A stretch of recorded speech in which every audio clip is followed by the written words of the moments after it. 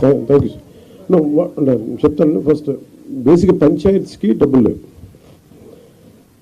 ఒక్కొక్క పంచాయతీకి వచ్చిన డబ్బుల్ని కాకుండా ఇది మన స్వచ్ఛాంధ్ర కార్పొరేషన్ కానీ ఇవన్నీ చూస్తే మీకు గాంధీ గారిలో ఆయన ఇష్టమైన కళ్ళద్దాలని పెట్టుకుని కళ్ళద్దాలు కనిపిస్తాయి. ఏంటంటే ఇది గాంధీ గారి ఆశయాలని ముందుకు తీసుకెళ్ళడానికి.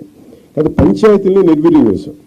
కారణాలు మేబీ పొలిటికల్ కారణాలు కావచ్చు, మేబీ అడ్మినిస్ట్రేటివ్ ఇష్యూస్ కావచ్చు. కానీ పంచాయతీలని సమూలంగా కొంత ప్రక్షాళన జరగాల్సిన అవసరం ఉంది.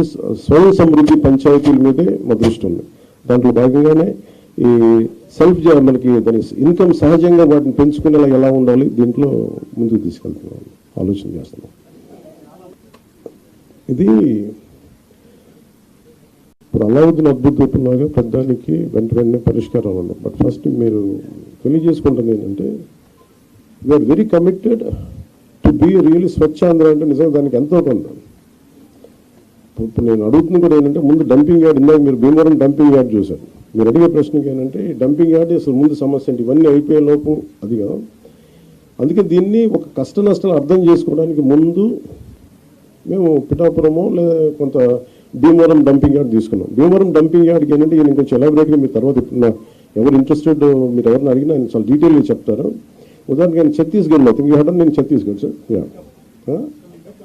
నేను హర్యానా ఛత్తీస్గఢ్ అంబికాపూర్లో ఆయన ప్రత్యేకంగా ఒక ప్రాజెక్ట్ చేశాను. ఇలాగా మనకి డంపింగ్ యార్డ్ ఉంది, ఒక 20 acres dumping yard, and he made it very beautiful.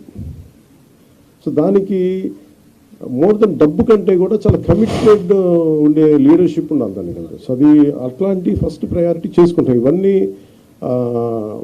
ఒకటి అర్బన్ కింద వస్తుంది, కొంత పంచాయతీ నా కిందంతా నేను మాట్లాడగలిగేది పంచాయతీ రాజ్ కింద వస్తుంది. భీమవరం నా కింద రాదు. బట్ స్టిల్ నేను అర్బన్ డెవలప్మెంట్ మినిస్టర్ నారాయణ గారితో కూర్చోబెట్టి మున్సిపాలిటీ సంబంధించి మేము కూర్చొని దాని మీద ఒక ప్రతిపాదన తీసుకురావాలి.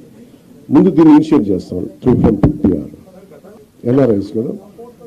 అంటే ఇప్పుడు మేము అదే చేస్తున్నాం. ఇప్పుడు మాకేమన్నాయంటే చాలామంది కమిటెడ్గా వాళ్ళ గ్రామం వరకు శుభ్రం చేసుకునే, ఫర్ ఎగ్జాంపుల్ మనకి రిలే హౌస్ ఇది మన 80s మన అన్నహజారే గారు చేసింది ఇలాంటి ప్రయత్నం కాదు. అది పెద్ద స్థాయిలో వెళ్ళలేకపోయింది. అది ఓన్లీ కొన్ని పరిమితమైన గ్రామాల్లో పరిమితమైన మండలాలకి అయిపోయింది. కానీ సో మాకేంటంటే ఎన్ఆర్ఐస్ని ఎంతమంది స్టేక్ హోల్డర్స్ని ఇప్పుడు నా ప్రయత్నం ఏంటంటే మా అందరి ప్రయత్నం ఎవరు విల్లింగ్గా ఉన్నారు. ఫస్ట్ ఒక ఉదాహరణ మేము పిఠాపురంలో చేస్తే 54 పంచాయతీల్లో మాకు అర్థం అవుద్ది మోడల్.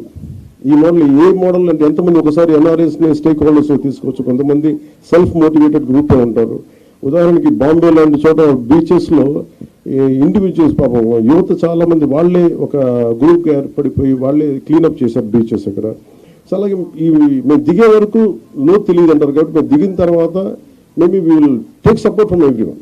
అలా ఏమేమి వస్తాయో మేము కూడా వెళ్ళి చూస్తాం. అందుకని దీన్ని ఈ పైలట్ ప్రాజెక్ట్ అని చెప్తే, ఎందుకంటే వన్స్ మేము కమిటెడ్గా ఒక 1-2 సంవత్సరాలు దీన్ని సక్సెస్ఫుల్గా చేయగలిగి ఇప్పుడు మేము ఇక్కడ ఉన్న ఇన్ని వేల కోట్లు దాదాపు 2643 కోట్ల రూపాయల ఇంత ఉంది. ఇవన్నీ ఎక్కడో చోట ఒక చిన్న ఒక మైన్యూట్ ఒక మైక్రో లెవెల్లో ఒక నియోజకవర్గంలో సక్సెస్ సాధించగలి then we can scale it up. That's what.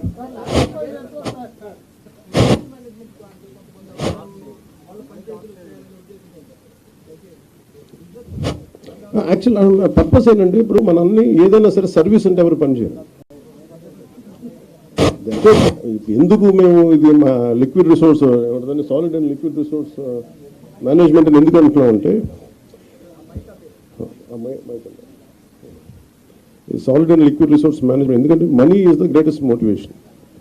మీరు సర్వీస్ చేయండి అంటే అందరూ అలసిపోతారు, పారిపోతారు. అందుకని దీంట్లో డబ్బు ఉంది, చెత్తలో డబ్బు ఉంది అంటే అందుకే నేను ఫోటో కూడా ఏం పెడతారంటే మా లక్ష్మీదేవి ఫోటోగ్రాఫ్ పెడతారు. ఇది చెత్త అంటే దాని డబ్బు ఉండదు అనుకుంటే దీంట్లో ఐశ్వర్యం ఉందని చెప్పడానికి ఈయన ఏం sir what you do something something అంటే దీంట్లో ఐశ్వర్యం ఉందని చెప్పడానికి మనం ఊహించాం కదా. ఒక చిన్న పేపర్లు అమ్మేసాను ప్రతి దానికి కార్డుబోర్డు ఒక చిన్న ఈయనతో డీటెయిల్గా కూర్చుంటే ఈ నాలెడ్జ్ మేము ఇంపార్ట్ చేయడానికి అంటే ఔత్సాహికులకి ఏదైనా దీంట్లో ఫర్ ఎగ్జాంపుల్ సార్ట్అవుట్ కేంద్రం పెట్టుకున్నారు అనుకోండి. దానికి మేము అనుకుంటుంది ఏంటంటే చాలామంది ఉపాధి లేని యువత ఈ సెగ్రిగేషన్ సెంటర్ పెట్టి వాళ్ళకి కనుక మనం ఇచ్చి ఇది వస్తే ఇది సో ఇండస్ట్రీకి మీకు ఇంతకు వెళ్ళిపోద్ది, ఒక ఇన్ని టన్నులు చెత్త వచ్చింది, ఇన్ని టన్నుల పేపర్ వచ్చింది, ఈ ఇండస్ట్రీకి అది పంపిస్తే ఇంత మనీ వస్తుంది. ఇలా చూస్తే maybe we want encourage that part. అది ఎలా చేయాలి ఏంటి అనేది మేము వెళ్ళి దిగే కొద్దీ మాకు ఎవరెవరు వస్తారు, ఏమేమి చేస్తారు, ఆ మోడల్ మేము చాలా ఇంటెన్స్గా చేద్దాం పిఠాపురం.